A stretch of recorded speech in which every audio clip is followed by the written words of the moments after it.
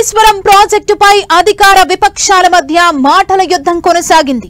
కాళేశ్వరం ప్రాజెక్టును కాంగ్రెస్ ప్రభుత్వం పదే పదే కూలేశ్వరం అనడం మానుకోవాలని మాజీ మంత్రి కేటీఆర్ అన్నారు. మంత్రులు ఇలా మాట్లాడడం రాష్ట్రానికి మంచిది కాదన్నారు. దానికి కౌంటర్ గా స్పందించిన సీఎం రేవంత్ రాష్ట్రమంతా కాళేశ్వరం ప్రాజెక్టు నీళ్లే వస్తున్నాయని ప్రచారం చేసుకున్నారని, కానీ అది తప్పని రుజువైందన్నారు. కాళేశ్వరం ప్రాజెక్టు లేకపోయినా మల్లన్న సాగర్ ప్రాజెక్టులోకి నీటిని నింపొచ్చన్నారు. కాళేశ్వరం లేకపోయినా ఈ ఏడాది పంటలు దండిగా పండాయని చెప్పుకొచ్చారు.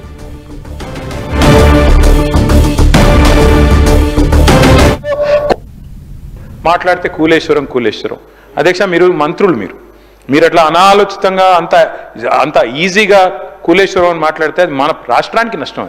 అదేదో కేసీఆర్ గారు వ్యక్తిగతంగా ఆయన కోసం కట్టుకున్న ప్రాజెక్టో లేదా ఇంకోళ్ళ కోసం కట్టిన ప్రాజెక్టు కాదు కదా. మేడిగడ్డ అధ్యక్ష, కాళేశ్వరంలో మొత్తం ఒకటి కాదు అధ్యక్ష.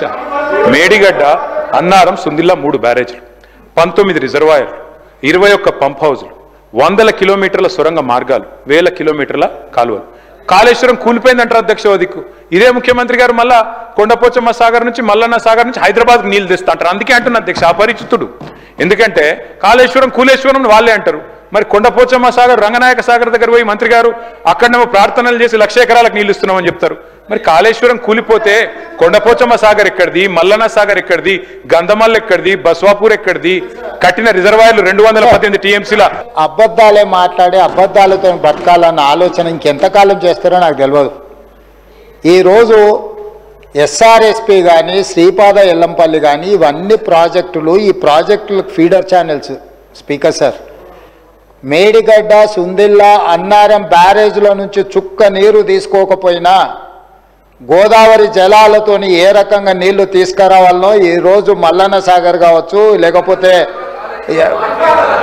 ఈయనే ఆ స్వామి మల్లన్న సాగర్కి ఎక్కడి నుంచి నీళ్ళు వస్తాయి? నువ్వేదో పెద్ద చదువు చెప్తారు.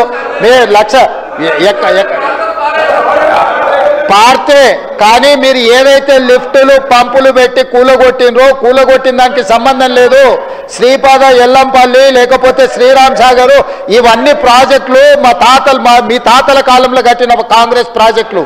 ఆ ప్రాజెక్టులతో ఈరోజు మల్లన్న సాగర్ కావచ్చు, రంగనాయక సాగర్ కావచ్చు, కొండపోచమ్మ కావచ్చు, నువ్వు కట్టినవి లేకపోయినా కూడా, నువ్వు కూలిపోయినా కూడా ప్రాజెక్టులకు నీళ్ళు ఇవ్వడానికి ఉంది. మీరు లేని అబద్ధాలతోని లేకపోతే మేడిగడ్డ దగ్గర కట్టిందో, సుందిల దగ్గర కట్టిందో, అన్నారం దగ్గర కట్టిన మీరు పంపులు లిఫ్టులతో కొల్లగొట్టిన 1,00,000 కోట్ల రూపాయల ప్రాజెక్టు గుండు సున్నా లేకపోయినా నీళ్లు ఇవ్వచ్చు. తప్పుదారు పట్టించకండి.